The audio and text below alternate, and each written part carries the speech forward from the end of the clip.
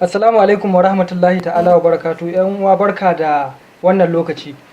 A yau 29 ga watan April na je wata shahararriyar kasuwa a jihar Kano, wanda in baka zuwa wani naka yana zuwa. To da yau da na je kasuwar shine na siyo kifi. Da na siyo kifi sai na kawo shi gida domin a gyara shi. Za a yi amfani da shi. Da aka zo ana gyarawa sai aka ga kifin nan fa ba kifi bane. Kifin nan kifin roba ne. Kun gan shi nan da kuke gani, haka kuna ganin shi kamar kifi amma ba kifi bane. Bari mu nuna muku gani. Haka ina kokari in bara shi ne, tauri ne da shi.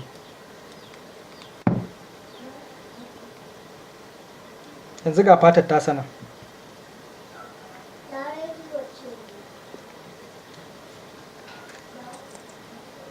gashi ina kokarin in raba fatar amma ya ƙi rabuwa, tauri ne da shi. Da nake yanzu a haka amma abin ya ƙi yiwuwa, gashi sai da ƙyar yake fita.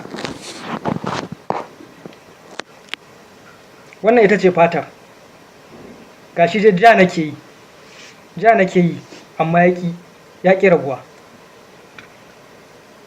Ga wani ma kwanaki na taɓa ganin irin wannan bidiyo ɗin a social media, to amma na yi tunanin duk irin faɗe ne na mutane. Sai yau gashi Allah ya nuna mun abu ya zo har gida, abu na nesa yau gashi ya zo har gida. Ja nake yi, wanda in dai kifin gaske ne bayan da za ka ja kamar haka abun ya ƙi yiwuwa.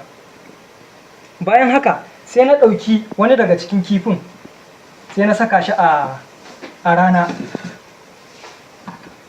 Da na saka shi a rana ga yanda ya koma baki kuma sai ya motse kwata-kwata. Yanzu gashi wannan ya zama kamar leda zan ce ne ko menene, kwata-kwata ya ƙi yiwuwa, ya ƙi rabuwa. Sai na ɗauki guda ɗaya,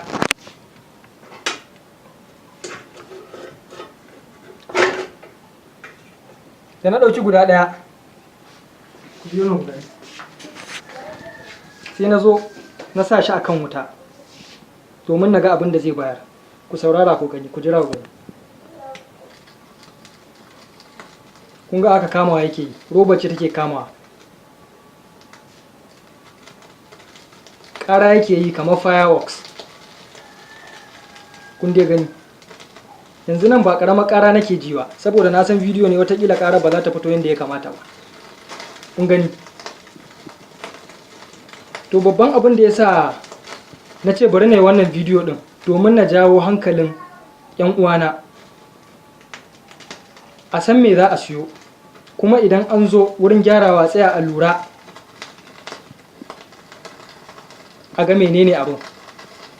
Saboda da dama mutane wallahi suna ɗaukan wasu abubuwan nan ƙarya ne, amma wallahi ba ƙarya ba ne, gaske ne.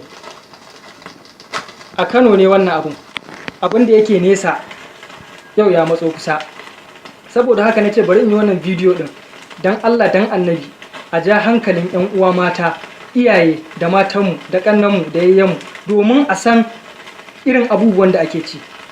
Kuma ina roƙonka ko ina roƙonku gaba ɗaya, duk wanda ya ga wannan bidiyo ɗin don Allah don annabi ya yi ƙoƙari ya tura wa mutane, saboda a samu a ceci rayuwar jama'a.